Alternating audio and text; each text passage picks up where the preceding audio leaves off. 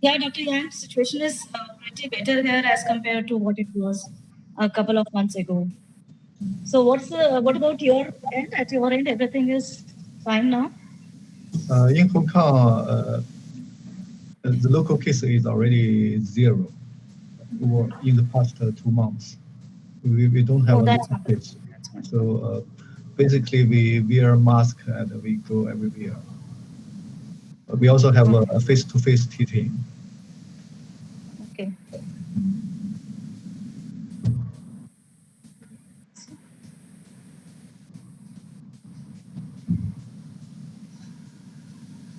Actually, we have a background PPT, Dr. Yang. So I just want to share the introductory slide before we begin formally with the talk. So great if you can just stop sharing for just next about say 5 to 10 minutes.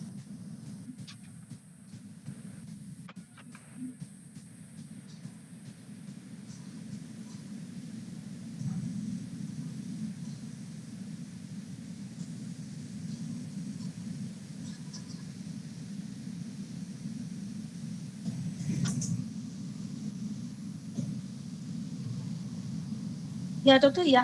Dr. Chai, can you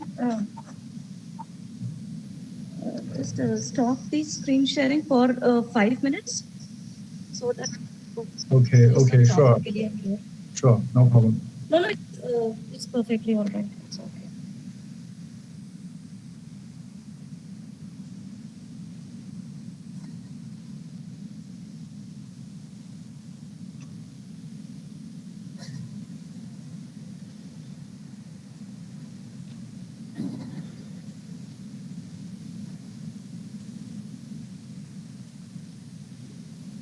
So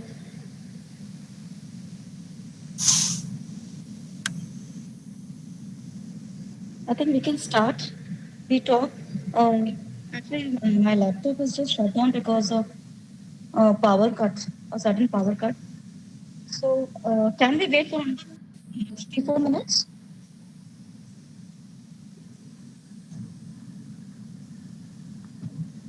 I'll just join that.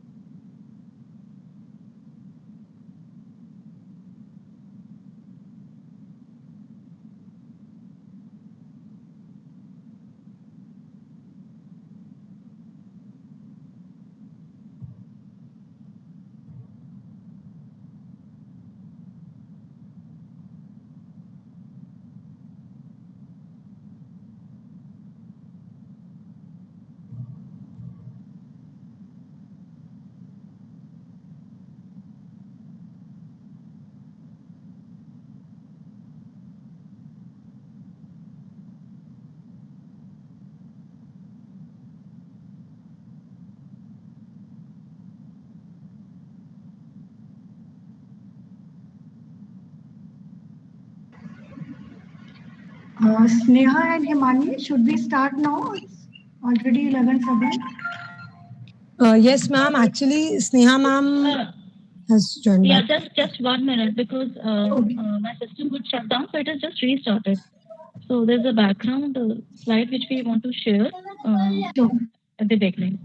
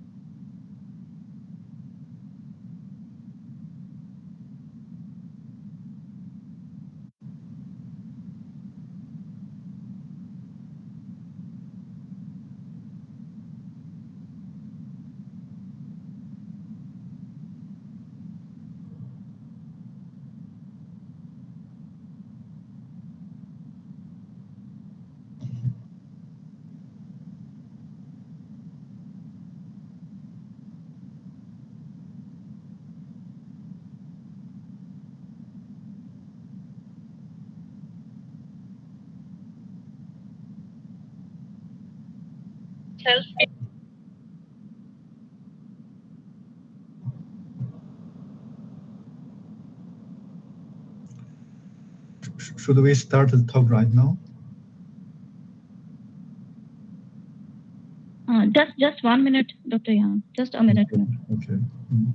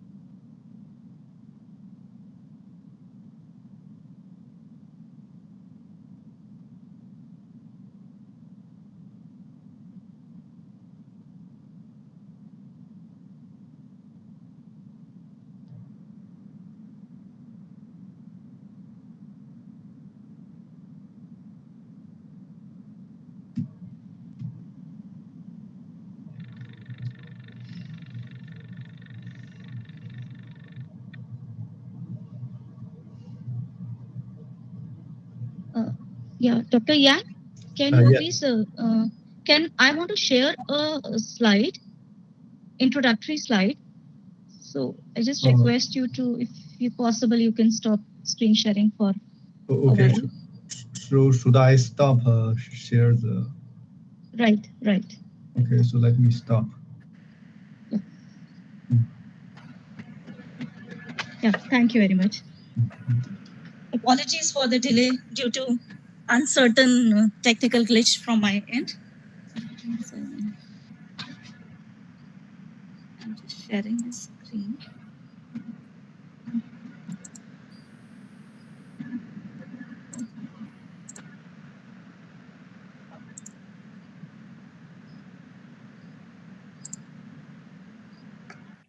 A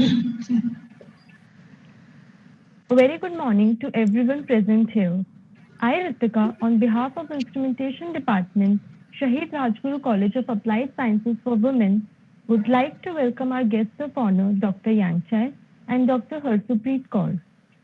Would also like to welcome all our teachers and students who are present here to attend the IEEE Electron Device Society Distinguished Lecture Talk on ion sensor computing for neuromorphic machine vision.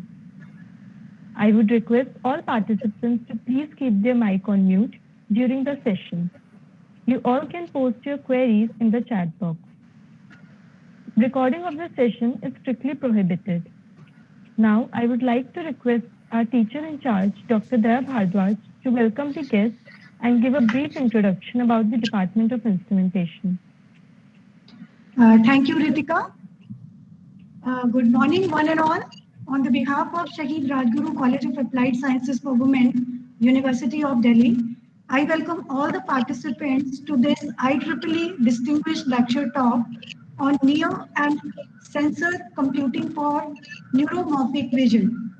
This talk is jointly organized by the IEEE Electron Device Society, Delhi chapter, and the Department of Instrumentation, Shahid Rajguru College of Applied Sciences. At the outset, I am thankful to Professor Mridula Gupta, Head of the Department of Electronic Sciences South Campus, and Professor Payal Mago, Principal Shahid Rajguru College of Applied Sciences, to collaborate and organizing this talk. I'm also thankful to Dr. Sneha Kabra, Associate Professor in the Department of Instrumentation, for selecting the correct relevant topic for today's DL talk.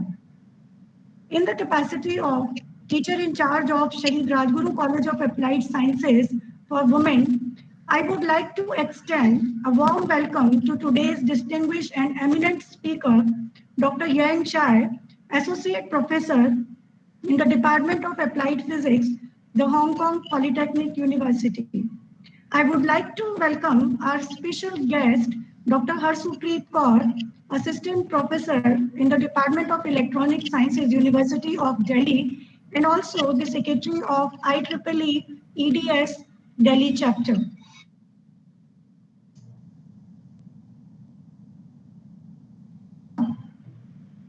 I take this opportunity to bring it to the kind attention of all the participants about some brief information about our college and the department.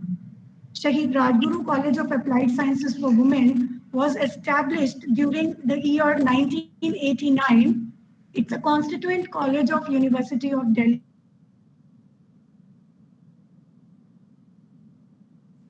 The college is offering 14 courses. All the courses are professional courses.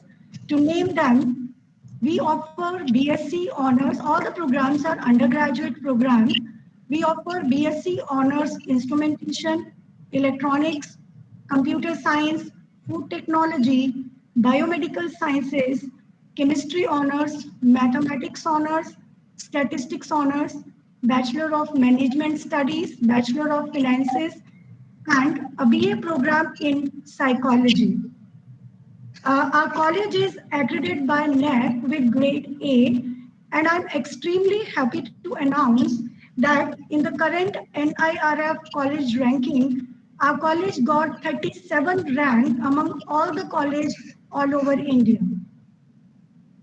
About the Department of Instrumentation is started, like it was established during the 1989, and at present, the department has a capacity of about 108 students and 8 faculty members, along with 4 laboratory staff.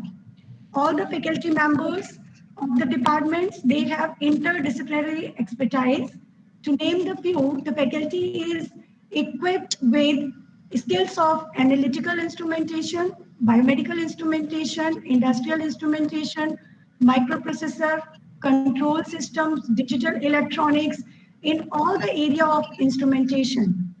The faculty is actively involved in the research, and some of the areas of research in which faculty is involved is the topics of analytical instrumentation like chemical fingerprinting, bioprospecting.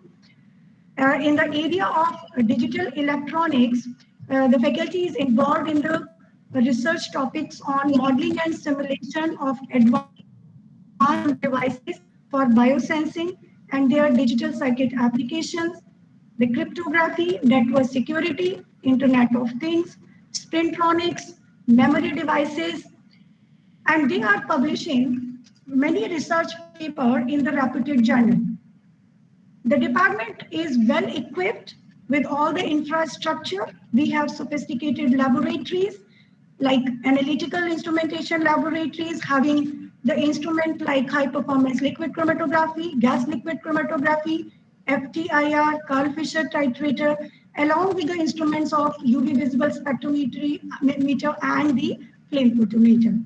The biomedical lab is also well equipped with all the training kits, the ultrasound machine, the blood cell counter, and the auto analyzer. Apart from these two highly sophisticated laboratory, we have the laboratory in electronic instrumentation, digital electronics, transducers, signal and systems, control systems, and machines. Our faculty members are also receiving the grants from various funding agencies like DBT, GST Sub, and the parent institution University of Delhi.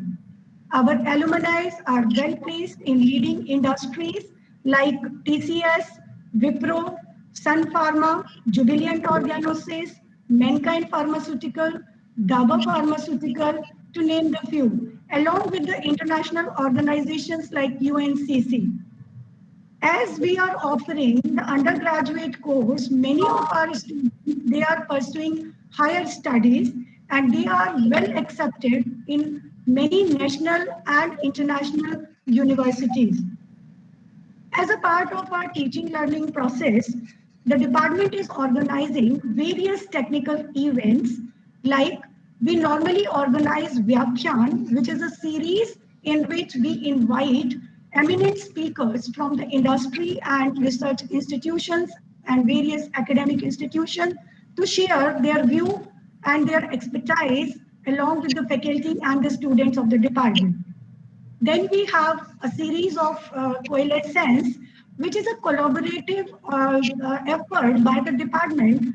Under this series, we organize various industrial visits to the industry and various demonstration sessions on the instruments, which are advanced instruments, and college campus does not have those instruments. Every year, the students and the faculty of the department, they organize Technexus, a technical festival of the department in which the students gets a platform to put to showcase their talent, and they also invite their peer group from all the university across India. So these are some of the activities of the department. Today's DL talk is also in continuation to these collaborations, and I'm very much thankful to IEEE EDS Delhi chapter, who are always helping us in organizing various DL talk, and we are apprising our students with the recent advanced technology in the field of instrumentation using through these DL talks. With these words, I once again extend a very warm welcome to Dr. Chai, Dr. Harsupreet, and all the participants from different departments of the college. I'm hopeful that every one of you would be highly benefited by this talk. Thank you. Thanks a lot. Thank you so much, ma'am. Now, I would like to welcome our guest of honor, Dr. Harsupreet Kaur. Dr. Harsupreet Kaur is currently Assistant Professor in Department of Electronic Science, University of Delhi, New Delhi, India. Ma'am has received the BSc Honours and MSc degrees in Physics and the PhD degree in Electronics from the University of Delhi, New Delhi. In 2001, 2003 and 2008 respectively, ma'am has co-authored 95 technical papers in international journals and various international and national conferences. Ma'am's current research interests are in the areas of analytical modeling, design, and simulation of advanced MOSFET devices like cylindrical, surrounding gate, ferroelectric materials-based advanced devices, pre-configurable devices, and devices with novel channel materials, etc. Ma'am is reviewer to many journals including IEEE, IOP, Elsevier, etc. Ma'am is senior member of IEEE and life member of Semiconductor Society of India. Ma'am is also the secretary of IEEE EDS Delhi chapter. She was also the recipient of Young Scientist Award in 29th General Assembly of the International Union of Radio Science, URSIGA 2008. Now, I would like to request Dr. Harsupreet Kaur to apprise the audience about IEEE Electron Device Society Delhi chapter, which has also extended the technical support for organizing the today's webinar. Right. Thank you, Ritika, and thank you, Dr. Sneha and Dr. Deya Bhardwaj for inviting me to deliver the welcome address. It is indeed a pleasure to be with you all. And first and foremost, I would like to thank Dr. Chai for accepting our invitation to deliver the DL talk on near and insensitive neuromorphic machine vision and for sharing his expertise with us. It is indeed a privilege to have you with us, Dr. Chai. I would also like to thank all the participants for joining us today. I'm sure you will benefit immensely from today's talk.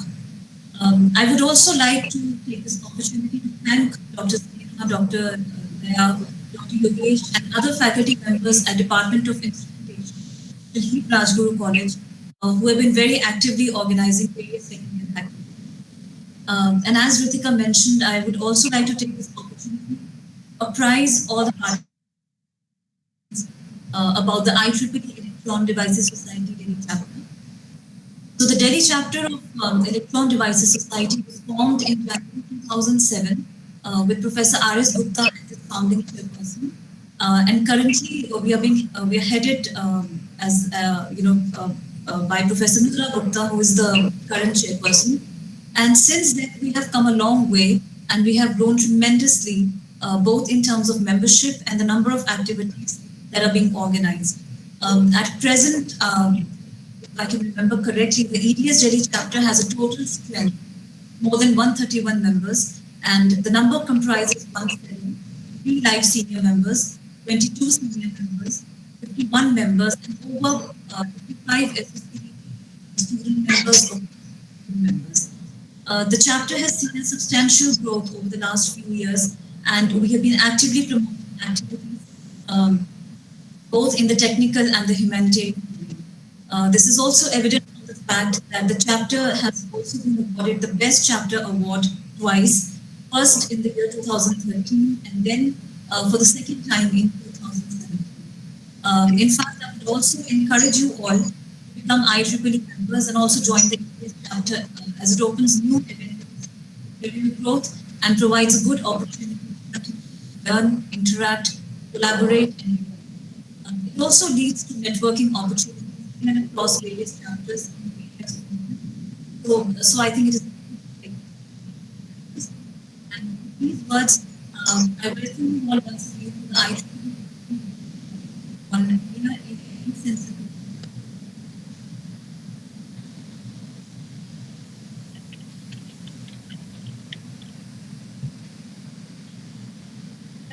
Ritika?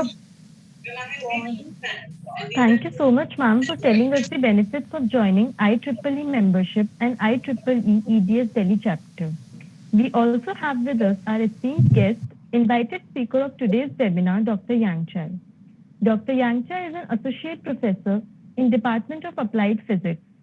Sir is also the vice president of Physical Society of Hong Kong and also the member of Hong Kong Young Academics of Sciences. Sir has also been the IEEE Distinguished Lecturer since 2016. Sir is also the recipient of RGC Early Career Award in 2014, the Semiconductor and Technology Early Career Research Award in 2017. Not only this, Sir has also been the recipient of PolyU Fast Faculty Award in Research and Scholar Activities in 2018-19. Sir has also been the recipient of various awards such as Young Scientist Award of ICON 2D MAT in 2019, PolyU President's Award in Research and Scholar Activities in 2019-2020. and for NR45 Young Innovators Award in 2021 and Young Scientist of World Laureate Association.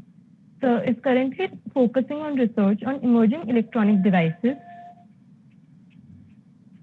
I would like to invite Dr. Yangchai to deliver invited talk on near IN sensor computing for neuromorphic machine vision. I would like to hand over the mic to Dr. Yangchai. Okay, thank you very much. Can you see my PPT slides right now? Yes, sir. Yes, sir, they are visible. Is my voice clear? Yes, sir, it's clear. Okay. So I will start my talk today. So thank you very much. Thank you very much for inviting me and introduce me. It's really my great pleasure to virtually interact with the colleagues in India. So after the padding, I hope I have opportunity to meet you in person. So the title of my talk today is Near Sensor and In-Sensor Computing for Neuromorphic Machine Vision. So first, let me give some background of this research. Let me turn the laser point. Okay, so today every people is talking about big data. So in the physical world, every second it generates a huge amount of data. It's around 10 to 35 bit per second. So in the electronics world, where are the data from? Originally, the data are from a sensor. So today, the Internet of Things is developing very quickly. So by 2032, we would expect there will be 45 trillion sensors. So this huge amount of sensor will generate a lot of data. So every second, it will generate 10 to 20 bit. So for our human person, actually, the perception capability is very limited. So even in the past a few thousand years, our human perception capability is very limited. It's only around 10 to 17 bit per second. So here you can see there is a very huge gap between our human perception capability and the data available in the real world. So that means our human person actually makes a lot of information. We didn't collect them. So, but our human person can still survive very well in the past 1,000 years. So, what are the reasons? So, the reason is that our human sensory organ, they are not only simple sensors, but they also have a computing function. So when we pass sensory information from sensory organ into our human brain, actually we already did some information processing. So this information processing, it has a very high compressed ratio. It could be up to 10 to 5 over 1. So that means our sensory organ, for example, eye, ear, or head, it can efficiently to remove some redundant data and only pass useful information into our human brain. So let's first overview what's the existing computer paradigm diagram from processing sensory signals. So in existing paradigm, we have a different sensor, and sensor usually collect the signal in the analog form. So we have to use analog to digital conversion, convert analog signal into digital signal. And this digital signal can be stored in memory unit. It can be also in computing unit to do some information processing. So basically, sensor, memory, and computing, they have a different technology node. They have different functions. So basically, they are placed in the physical separated space. So there is some interconnect to transmit the signal. So when the signal is transmitted between different physical units, there will be some signal delay and also more energy consumption. Therefore, we needed some new computing paradigm. We proposed some the so-called near-sensor and in-sensor computing paradigm. So in this paradigm, we can shift part of the computation task close to sensory terminal, even inside the sensory network. So let me first introduce what is near-sensor computing architecture. So for the near-sensor computing, actually, just minimize the distance between the sensor and the computing unit. So basically, in conventional sensory computing paradigm, there are two different units. So we can use some advanced microfabrication technology or advanced packaging technology. We can make the distance between the sensor and the computing unit to be as short as possible. So that is near sensor computing. So what is in-sensor computing? In-sensor computing is a relatively new concept. Typically, a sensor, it only has the function to collect a signal from the physical world. But for some new sensors, it has the function of both collecting signal and store the information and even process the information. So this device, they are not only sensor, but also a memory and a processing device. So we can use this device to construct a network. With this sensory network, we can also do some computing. So that is so-called in-sensor computing. For the function of near-sensor or in-sensor computing, we have a different classification, depends on its function. We can have a low-level computing, such as we can input some signal to the sensory network. So typically, the input, it has a very large signal-to-noise ratio. But after this pre-processing, we can make the signal is more clear. We can remove some noise and suppress some distortion and enhance the feature. So here, Dr. Yang, sorry to disturb you in between. We can't see the slide change. you cannot see the slide change. Yeah. It's still showing your first slide. So which slide can you see right now? We are able to see only the first one. The The first introductory. Yeah, now we can see the next one. Okay. Okay, can you see it right now? Right. We can see the low-level sensory computing slide. Okay. So let me continue. Okay, that is from the low-level sensory computing. Actually, we can also do some more complicated information processing. For example, as I said earlier, we can construct the sensor as a network. With this network, actually, we can use for some neuron for computing.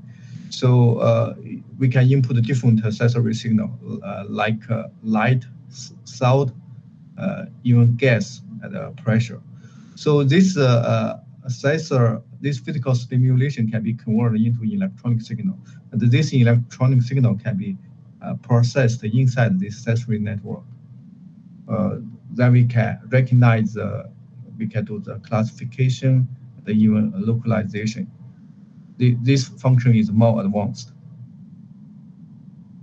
Okay, in this talk, I will mainly focus on the vision sensor because the vision is the dominant source for human person to collect information.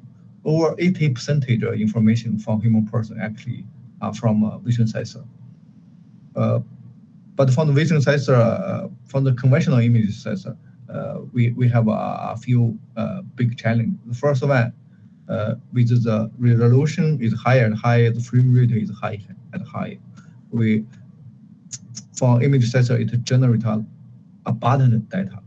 So, but most of the data actually are redundant. So, so big data is a big issue. The second point is from the conventional image sensor, we have a sensor unit, we have a computing unit. They are physically separated. So signal has to be transmitted And the third one is the sensor usually produce analog signal, but computing unit usually for digital signal. So we have to do the ADC conversion. So it additionally costs the energy and time delay. So as I said earlier, our human person actually we have very efficient sensory organ. We can process a very complicated information at with very low power consumption.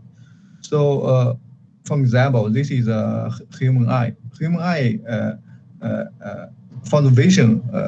The first stage we use human eye to connect the image, but in the retina of the human eye, it's not only a sensor. It can pre-process the image and remove a lot of redundant data, and then pass useful information into the human brain. So in the human brain, we can really form the vision. So vision begins with eye, but takes place in the brain. So this point actually already know 400 years ago. So 400 years ago, Kepler already pointed out. So in our human eye, we have lens. So lens can connect the image from the external world, but the image will be reversed, and then this information goes through the optical nerve and to human brain. And in our human brain, we do another processing and revert the image again, and then we can really detect the real world.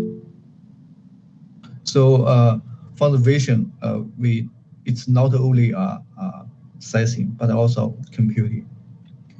So inspired by the human function, so people already try to use electronic device to realize this kind of function. 30 years ago, Common Media already started this research. They use silicon CMOS technology to design artificial retina. And in Japan, some people also use gallium arsenide to realize a similar function. So this field continued to develop. There are already some commercial products. So here I can give you one of example that is a typical machine vision made with dynamic vision sensor. So you can see this is a circuit diagram. Sorry to disturb you again, Dr. Yan. We are not able to again see the slide change. Okay.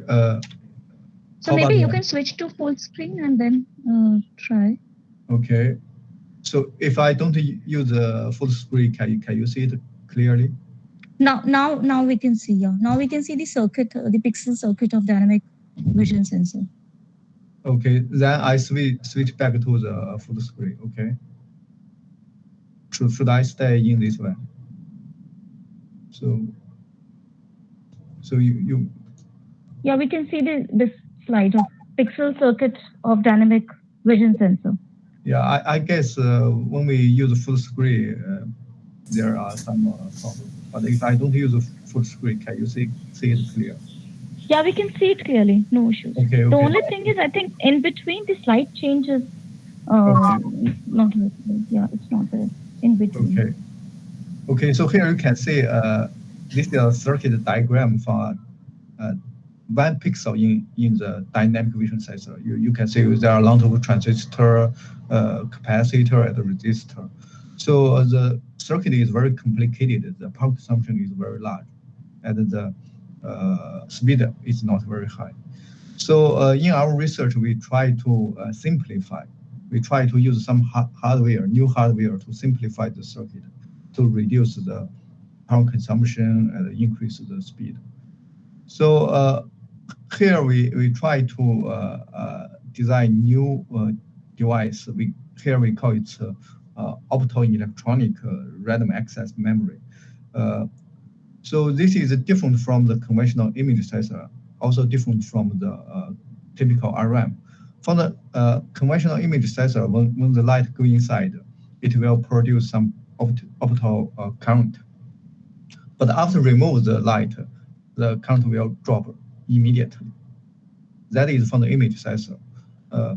But from the RAM, so we know the RAM is an emerging device that can be used for neural computing. But the RAM, it can be only triggered by an electronic signal. It cannot directly respond to image.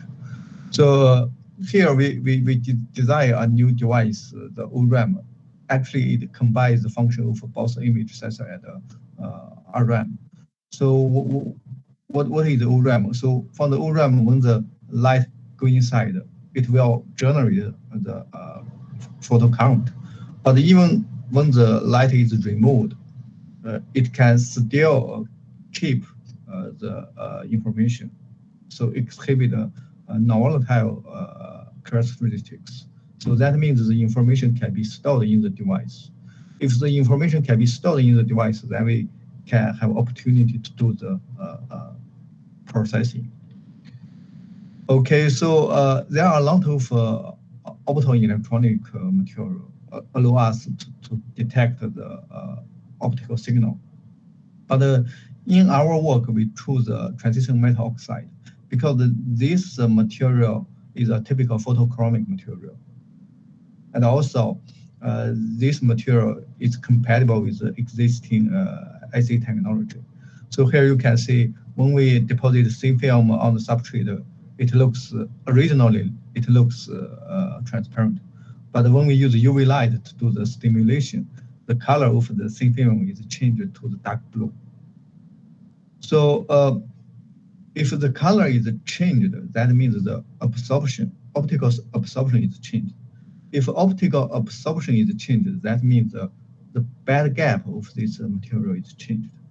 If the band gap of this material is changed, that means the resistance is changed. If the resistance is changed, then we can use it to store the information. That's the typical working principle for most of memories. So I asked my student to fabricate a very simple device structure. So here you can see the bottom electrode is palladium, so it can generate hydrogen, and the top electrode is ATO. ATO is transparent; it allows light go inside. So the switching medium actually is molybdenum trioxide.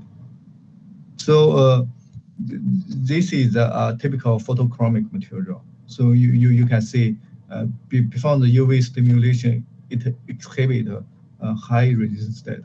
But after the UV, it shows a low resistance state. If we apply reverse bias, it can switch back to the high resistance state.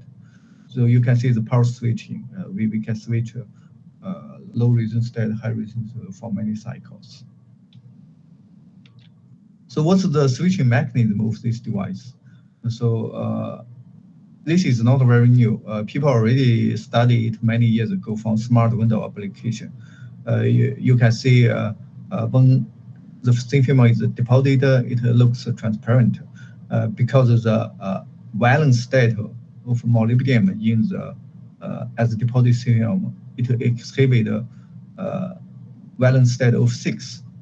So in this case, MO3 is like an insulator. So it has a wide band gap, so light can go through. It looks transparent. But if we use light to do stimulation, the color is changed. It could be light blue, it could be dark blue. It depends on the light dosage. So in this case, the valence state of molybdenum actually is changed from 6 to 5. So it's most close to a metallic state. So and this process is reversible. So we can reset this device to be low resistance to high resistance state. Depending on the light dosage, we can also change the retention of this device. We can control the power swing at amplitude of light stimulation. We can let it to be the short-term plasticity. But if we increase the loud power spins at increase amplitude, we can change the short-term plasticity to the long-term. That means it changes from the volatile to the non-volatile. So here you can see with this different light dosage, actually we can let it's very good retention. And when we do the light stimulation set, it exhibits a very good linearity. This is very good for the neuromorphic computing. Okay, so that is from the single device. But from the if we are going to detect a image, we require array. So in our clean room, we try to design a relatively large scale array. But because of yield and the uniformity, here we only demonstrate 8 by 8, a relatively small array. So you can see this is an array from the ORAM. So we can use a different light intensity. If the light intensity is relatively high, we can record the image, and the image contrast is very high. But if we use relatively low light intensity to do the stimulation, we can still record the image, but the image contrast is relatively low. But if we further reduce the light intensity, this ORAM will change from non-volatile to volatile. So the image will be quickly decayed. So we can regard it as noise, not signal anymore. So because of this light intensity dependent characteristic, actually we can use it for the image processing. So if the light dosage is very high, its signal, the retention is very high, and the retention is longer, and the photo count is relatively high. But if the light dosage is smaller, the retention is very bad. It will automatically relax to the high resistance state.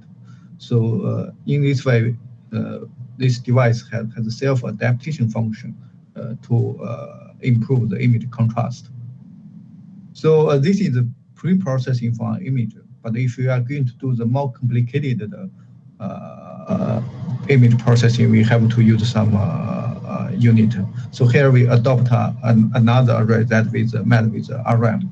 So the RAM can be used from the neural network.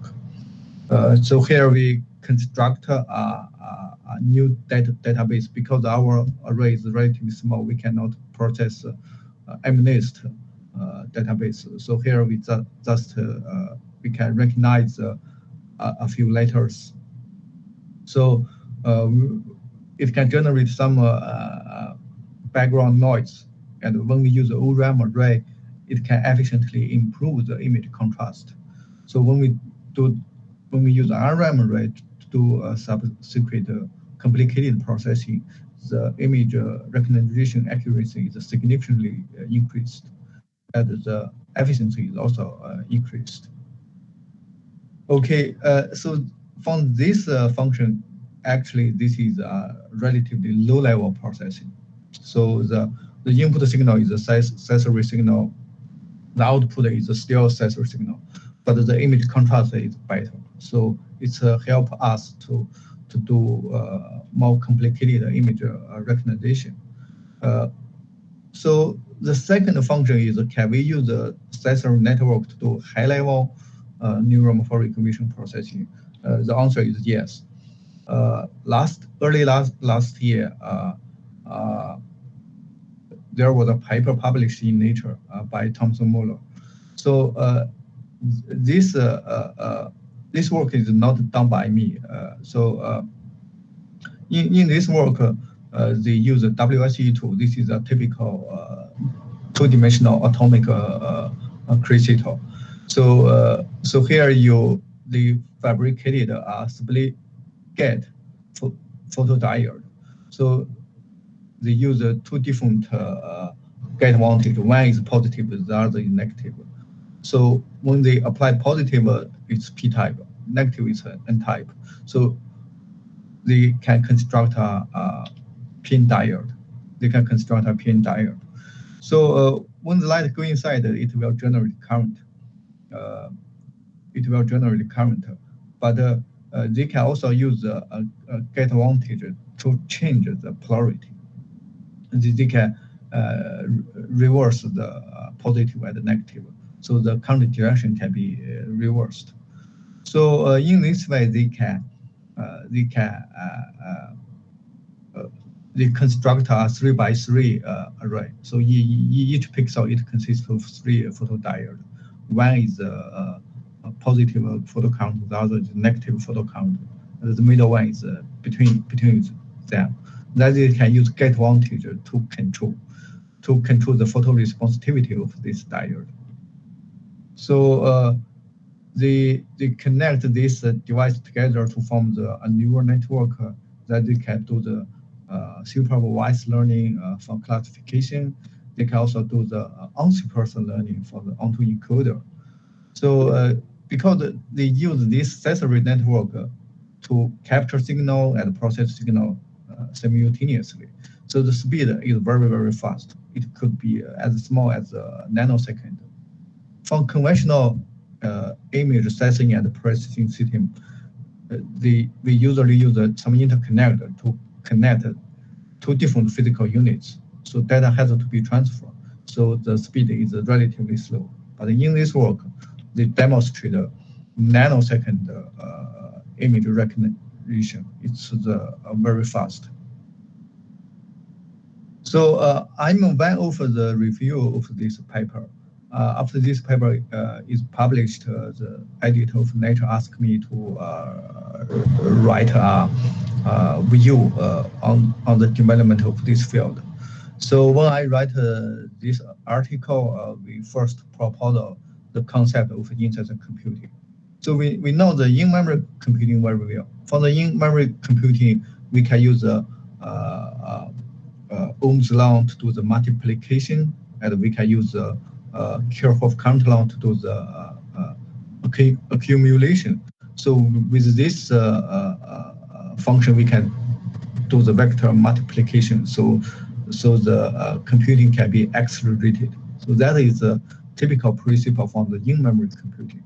So what is the in-sensor computing? For the in-sensor computing, for the multiplication, we can still use the Kirchhoff current law. But from the multiplication, we use a different physics law. So here we can use the photo response. From the response, for any external stimulation, we can use A to describe. But from the responsivity of a device, we can use R. So when the responsivity times the physical stimulation, it will generate count. So this is a typical multiplication process. If we can use some get voltage to change the responsivity of the sensor, that means we can change the bit ratio in the neural network. So very similar to the in-memory computing, we can also do the in-sensor computing. But in the in-memory computing, we modulate the conductance of a device. But in the in-sensor computing, we modulate the responsivity of the device.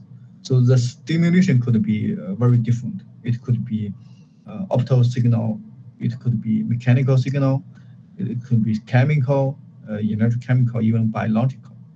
So, but the physical principle is the same. So that's the responsivity times the external stimulation. Okay, so how to realize the near sensor and in-sensor computing? For the near sensor computing, actually it relies on the existing technology, either microfabrication, either advanced packaging technology. And for the in-sensor computing, its architecture is more simple and very efficient. But it is limited to some specific application scenario. And also, it has very strict requirement from the device. Typically, this device should be multifunctional. It has a sensor function, it has computing functions. So for in-sensor computing, it's still relatively new. But for the near-sensor computing, we already have some commercial product. So how to realize the near-sensor computing? So actually, we already have some commercial product, mainly based on the 3D heterogeneous integration or 2.5D chiplet integration. But the integration density is still relatively low. If we want to increase the density further, the best way is 3D monolithic integration.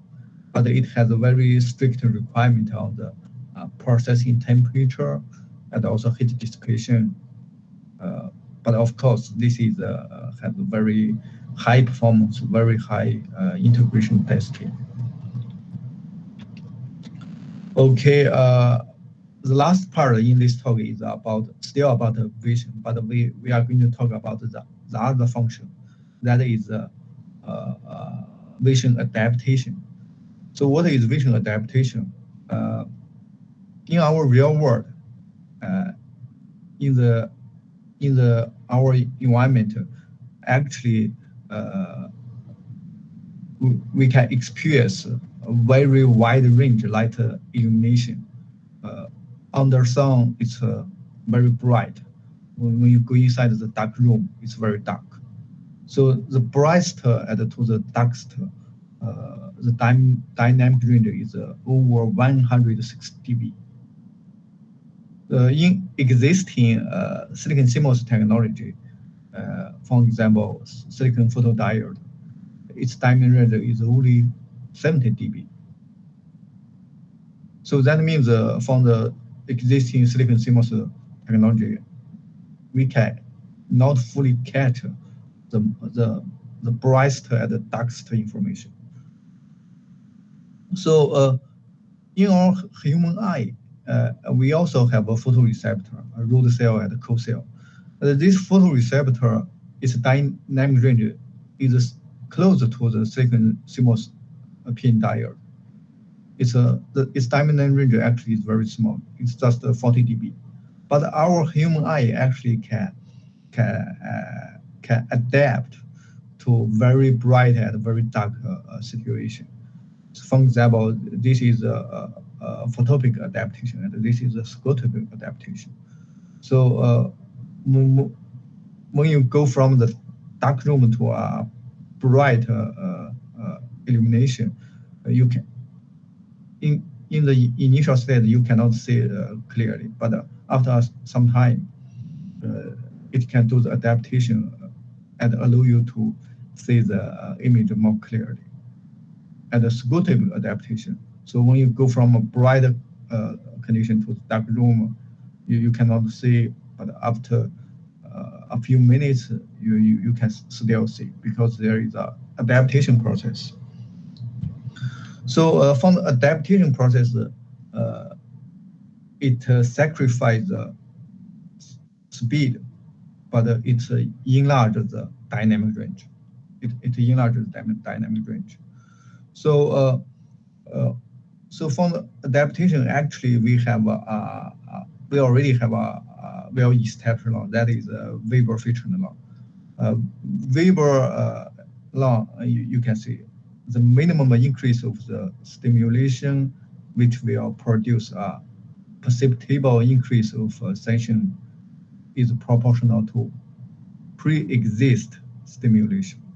That is Weber law. So what is filter law? Filter law, so Weber law is relatively quantitative, but filter law is more quantitative. So in filter law, it states the relationship between the perception and the stimulation. It should be a log relationship.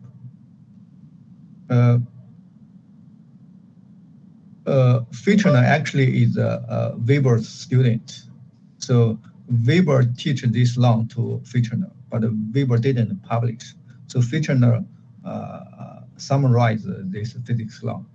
He also gave credit to his supervisor. So this law actually is summarized by Filter, but today most people call it Weber's law. Okay, let's go back to our human vision system. So here in our human eye, we have two different photoreceptors. One is a cold cell and the other is a root cell. Cold cell, it can can detect the light information with a high light intensity, but for the root cell, it can respond to dim light. So there is a horizontal cell. Horizontal cell actually can switch between the co-cell and the root cell. So horizontal cell can modulate the scope adaptation or photopic adaptation. So here you can see with this adaptation process, we sacrifice time, we enhance the dynamic range. Okay, so in our work, we try to use a two-dimensional semiconductor to realize this function. We use a bottom gate MOS2 phototransistor. So here you can see it can exhibit typical photo detector characteristics, but its photo detection characteristics can be significantly changed by the gate voltage. So if the gate voltage is positive, the photosensitivity is smaller. But if the gate voltage is more negative, the photosensitivity is very large. So actually, it's very similar to the function of horizontal cell. It can switch the device to be responsive to the bright light or dim light. So if the sensitivity is very high, it's like a co-cell. If the sensitivity is very low, it's like a root cell. So, but we can use a gate voltage to switch between the co-cell and the root cell. When the light stimulation is strong, we can let the gate voltage to be higher. If when the light intensity is very weak, we can use a negative voltage. So in this way, we can realize the effective perception range is up to 167 dB. So it can satisfy the requirement in the real world. So here you can see we use a phone by phone array to capture the image. Without adaptation, the image contrast actually is not good.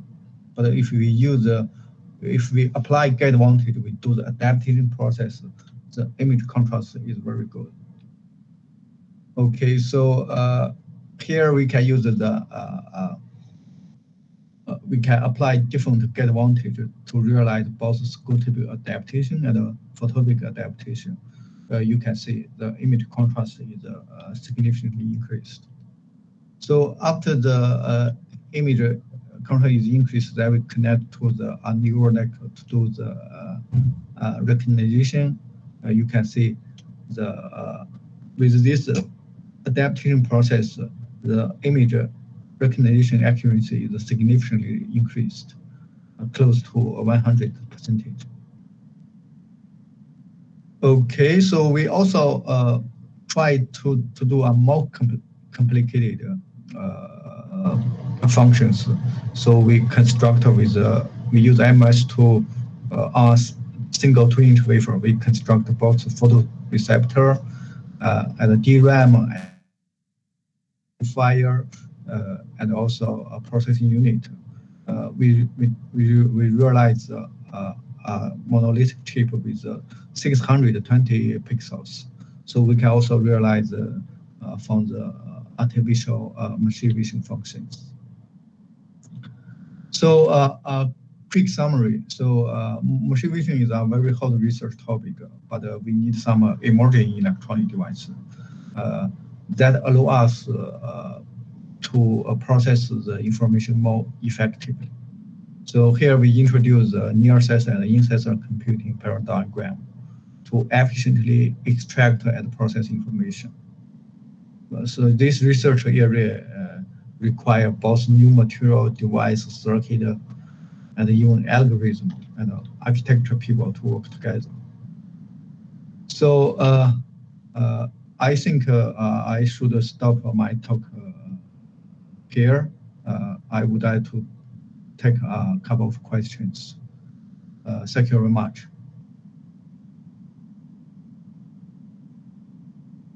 Thank you very much.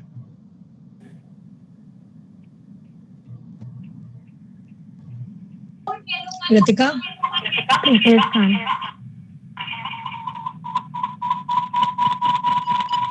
I think there is some problem in voice. Yeah, I think there is some echo. So you can mute your mic. So Dr. Yang, there are a couple of questions in the chat box. So the first question is by Dr. Ashwini Kumar. He has asked, how does the image get stored in the ORAM array without light, before light, where contrast is very low? If there is no light stimulation, we cannot store any information. So light stimulation actually is like a write process. So we have to use a light stimulation to write in this ORAM array. So without light stimulation, we cannot store any information. So before light stimulation, all of the devices show high retain state. So there is no information. Okay, Did I thank answer you. your question? The next question is, what is the power consumption of neuromorphic vision sensor? This is a very good question. So if we are going to calculate the power consumption, it should we should calculate it from a system level, not a single device level, because a single device it really have not too much significance. When we capture image, we have to rely on the system. So right now, we still didn't construct our ORAM into system level. At the current stage, I cannot give a specific value from the power consumption and compare with the existing silicon CMOS technology. I cannot give this value because it involves not only optical switching at single processing, so it also involves data transmission from here to there. So because this at the current stage, it's still not a system demonstration. So even we calculate some number, so this number actually are meaningless. We don't have a specific value right now, but we can expect because in this ORAM array we have both sensor function and memory function and even some pre-processing function. So data are not necessary to transmit from here to there. So I think from this perspective, the energy consumption could be significantly reduced. But we don't calculate a value. But this is a very good question. In the future, if we construct a system, we should be able to give a more convinced calculation result. Thank you very much. All right, Dr. Yang, the last question, and again, it's from me only. So can you just suggest some other physical signals which can be processed using this neuromorphic sensor computing technique? Yeah.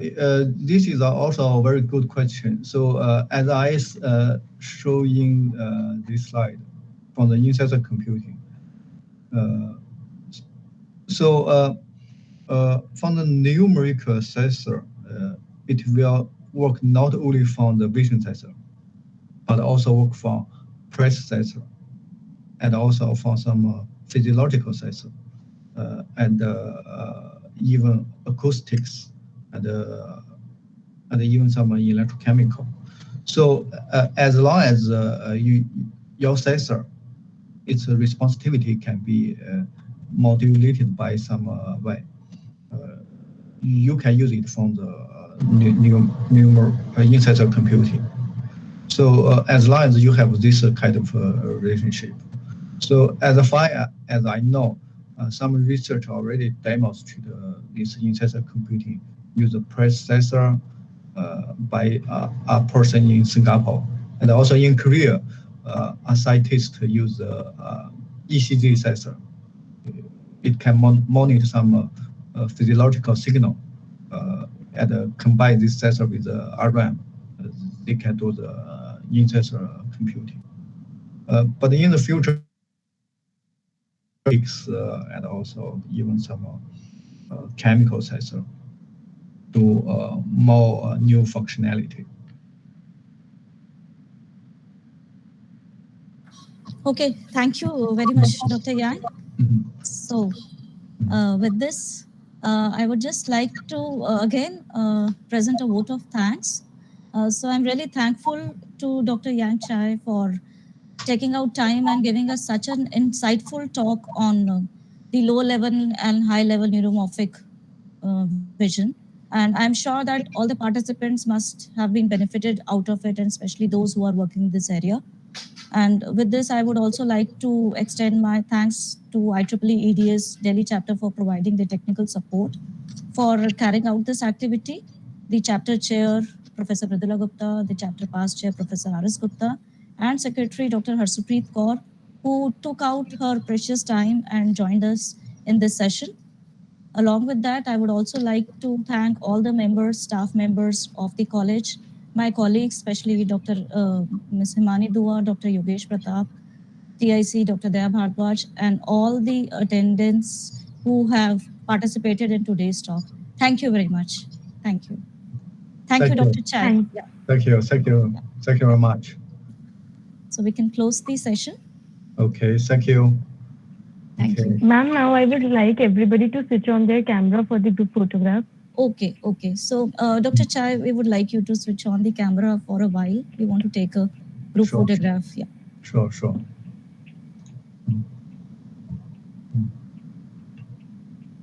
All the participants are requested to switch on their camera.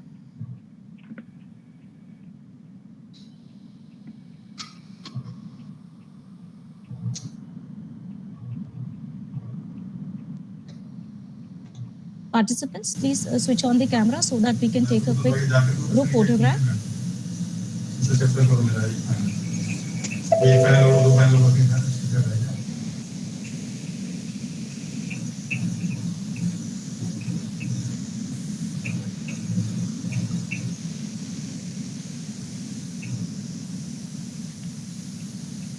Yes, ma'am, it's done. Thank you, everybody. Now you can log out from the meeting.